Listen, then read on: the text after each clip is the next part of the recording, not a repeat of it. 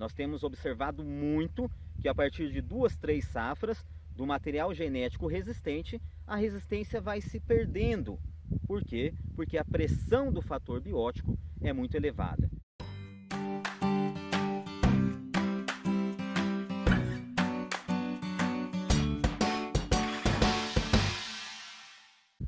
Bom, pessoal, tendo escolhido a melhor genética para o seu sistema e região, tendo buscado a melhor qualidade de semente, germinação, vigor, uniformidade, é a hora de nós fazermos o operacional, o ato da semeadura.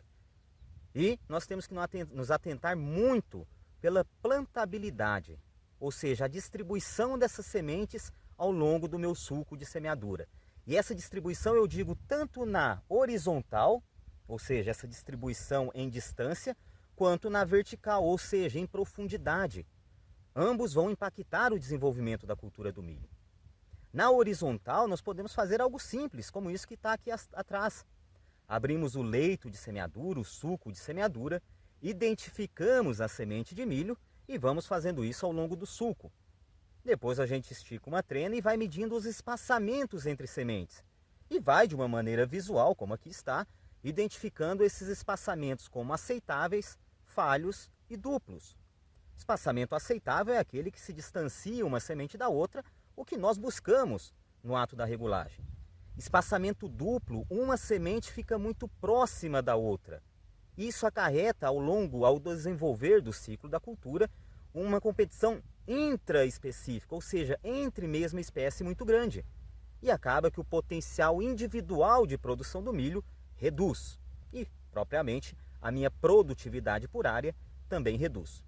Espaçamentos muito distantes um do outro, que nós consideramos falhos, impactam que todo o adubo, toda a luz, toda a água que cai entre esse espaçamento não fica disponível para a cultura do milho, porque não há cultura do milho ali, indivíduos de milho, mas ficam disponíveis para plantas daninhas. Abra o sulco, mensure, veja qual que é a porcentagem de espaçamento falho, normal e duplo. Se o teu duplo e falho estiver muito elevado, regula a semeadora, diminui a velocidade de operação, mude o seu anel e disco, não sei, identifique o problema, mas não continue o ato da semeadura com uma plantabilidade que não seja aceitável. É extremamente importante que o seu colaborador, o seu funcionário, aquele que está em cima da semeadora adubadora, seja uma pessoa instruída, uma pessoa treinada, para que no ato da semeadura ele vai fazendo esse processo ao longo do dia de plantio.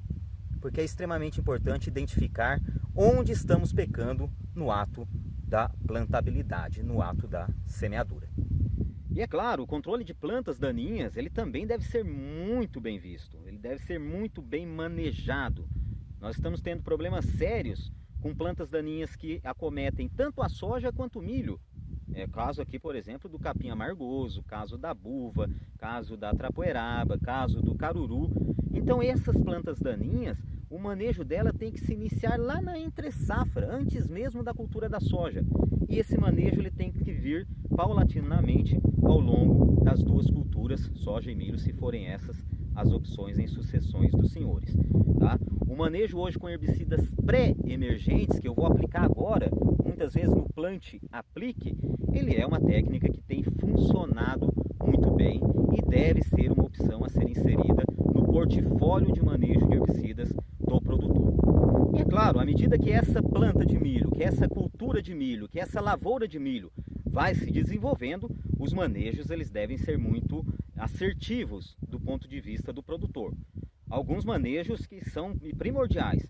O primeiro deles é um tratamento de semente adequado. A maioria das empresas já disponibilizam a semente de milho com um tratamento bastante efetivo. Um segundo é um cuidado extremamente grande, principalmente milho segunda safra, com um dos principais insetos pragas hoje, que é a cigarrinha do milho, a Dalbolus maites. Por quê? Porque ela é um vetor do nosso complexo de enfesamento que tem causado inúmeros danos à cultura do milho. Tá? Então aquele manejo integrado de pragas, aquele MIP, ele deve ser muito bem feito. Escolher um material genético que seja tolerante ao enfesamento, tá? Realizar manejos, realizar aplicações, realizar manejos com controle biológico, que tem funcionado bem, mas desde que o meu ambiente permita, o controle biológico, ele sempre vai muito bem em condições de alta umidade. E claro, tem que mesclar também muitas vezes com o controle químico para tentar reduzir o nível de infestação da Dálbulus maides. A maioria dos milhos hoje, pelo menos em grandes áreas, em áreas mais extensas, já estão vindo com a tecnologia que garante resistência à Spodoptera frugiperda. É claro que, de novo, o manejo do produtor tem que permitir que essa resistência perdure ao longo dos anos. Nós temos observado muito que a partir de 2, 3 safras do material genético resistente, a resistência vai se perdendo. Por quê? Porque a pressão do fator biótico é muito elevada. O fator biótico, no caso aqui a Spodoptera frugiperda, tem uma variabilidade muito grande.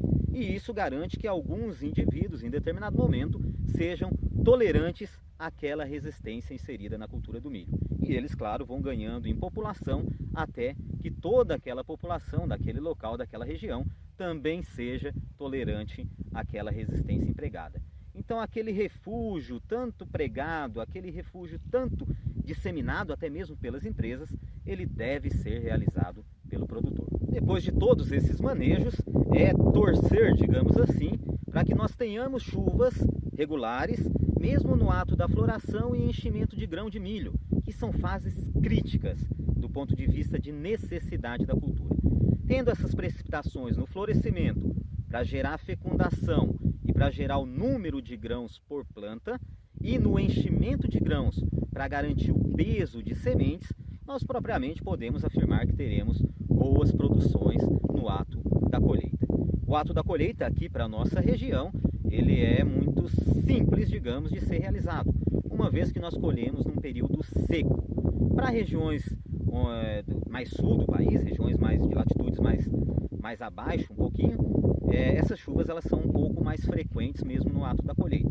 Então essas coisas nós temos que nos atentar. Se o milho começar a camar demais, se o milho começar a perder demais na lavoura, muitas vezes opta-se pela colheita antecipada.